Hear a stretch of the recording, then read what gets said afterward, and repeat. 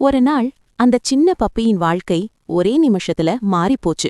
வயலில் வேலை செய்துகிட்டு இருந்த அதோட அம்மாவ திடீர்னு ஒரு பாம்பு கடிச்சிடுது. ஆன்னு வலி தாங்க முடியாம அம்மா மண்ணுல அப்படியே கீழே விழுந்துடுறாங்க. தூரத்துல இருந்த பப்பி அத பார்த்ததும் இதயம் பதறி அம்மாவை நோக்கி ஓடி வருது. அம்மா பக்கத்துல ஒரு கம்பு கிடக்குது.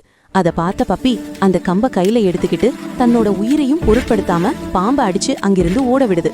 அப்புறம் அம்மாவை பார்த்து கண்ணீரோட நடுங்கிக்கிட்டே நிக்குது. இரு அம்மா, நான் மருந்து வாங்கிட்டு வர்றேன்னு மனசுக்குள்ள சொல்லிட்டு வேகமா ஓடுது. கடைக்கு போன அந்த பப்பிய காசு இல்லைன்னு சொல்லி அடிச்சு அனுப்புறாங்க. உடம்புல பட்ட அடியை விட மனசுல பட்ட வலி ரொம்ப அதிகம். அதையும் தாங்கிக்கிட்டு பப்பி பஸ் ஸ்டாண்டுக்கு போய் பேப்பர் வித்து ஒவ்வொரு நாணயமா காசு சேமிக்குது. அந்த காசை உயிர் மாதிரி பிடிச்சுக்கிட்டு திரும்ப கடைக்கு போய் மருந்து வாங்குது.